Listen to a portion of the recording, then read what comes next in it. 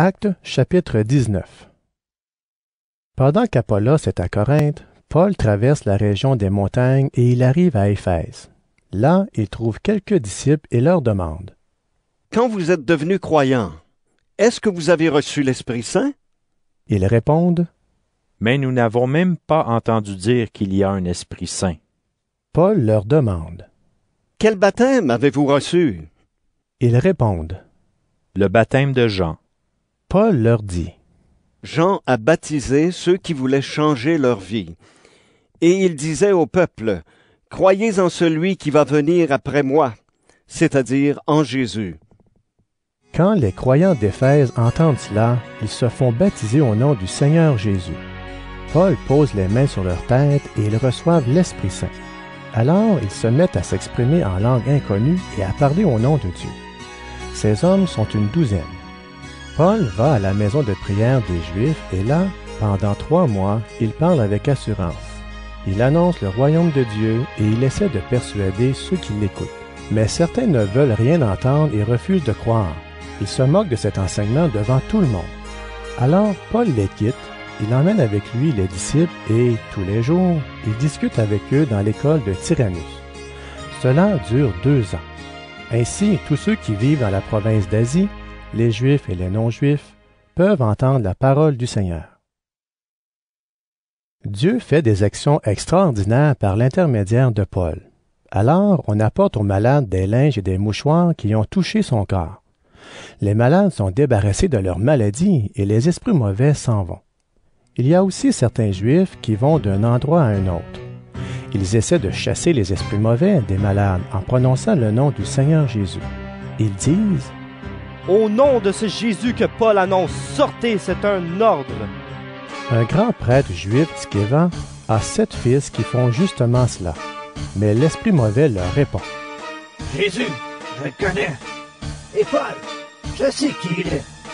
Mais vous, qui êtes-vous? » Et l'homme qui a l'esprit mauvais en lui attaque les fils de Sceva. Il est plus fort qu'eux et il leur fait beaucoup de mal. Alors ils sortent de sa maison en courant, ils sont nus et blessés. Tous les habitants d'Éphèse, les Juifs et les non-Juifs, apprennent cela. Ils sont tous pleins de respect et disent « Le nom du Seigneur Jésus est grand. » Beaucoup de gens deviennent croyants et viennent avouer à haute voix ce qu'ils ont fait. Parmi ceux qui pratiquaient la magie, beaucoup apportent leurs livres et les brûlent devant tout le monde. On calcule le prix de ces livres et on trouve que cela fait 50 000 pièces d'argent. Ainsi, par la puissance du Seigneur, la parole de Dieu est de plus en plus connue et de plus en plus solide. Après cela, Paul décide de traverser la Macédoine et l'Achaïe pour aller à Jérusalem. Il dit « Ensuite, j'irai aussi à Rome. Il le faut. » Il envoie en Macédoine 2 de ses aides, Timothée et Éraste, mais lui-même reste encore un peu dans la province d'Asie. À ce moment-là, il y a une grande agitation à cause du chemin du Seigneur. En effet, un bijoutier, appelé Démétrius, fabrique des petits temples en argent de la déesse Artémis. Pour ce travail, il donne aux artisans un bon salaire. Alors, Démétrius réunit les artisans et tous ceux qui vivent de ce métier. Il leur dit « Mes amis, vous le savez, c'est grâce à ce travail que nous vivons bien. Mais ce Paul dit que les dieux fabriqués par les hommes ne sont pas des dieux.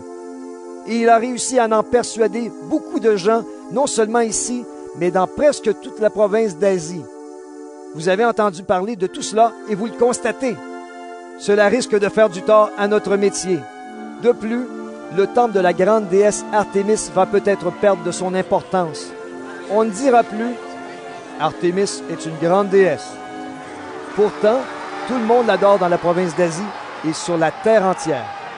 Quand les gens entendent cela, ils se mettent en colère et ils crient « C'est une grande déesse, l'Artémis des Éphésiens. » Alors l'agitation se répand dans toute la ville et tout le monde se précipite au théâtre public. On entraîne aussi Gaius et Aristarque, 2 Macédoniens qui accompagnent Paul dans son voyage. Paul veut se présenter devant la foule, mais les disciples l'empêchent de le faire. Quelques fonctionnaires importants de la province d'Asie sont des amis de Paul. Ils lui envoient des gens pour lui donner ce même conseil. Ne te montre pas au théâtre. Pendant ce temps, dans la foule, il y a beaucoup de bruit et d'agitation. Les uns crient une chose, les autres en crient une autre, et la plupart des gens ne savent même pas pourquoi ils sont rassemblés. Les Juifs poussent au premier rang un certain Alexandre et quelques-uns lui expliquent ce qui se passe. Alors Alexandre lève la main, il veut parler à la foule. Mais on apprend qu'il est juif. Alors, pendant à peu près 2 heures, tout le monde crie d'une seule voix.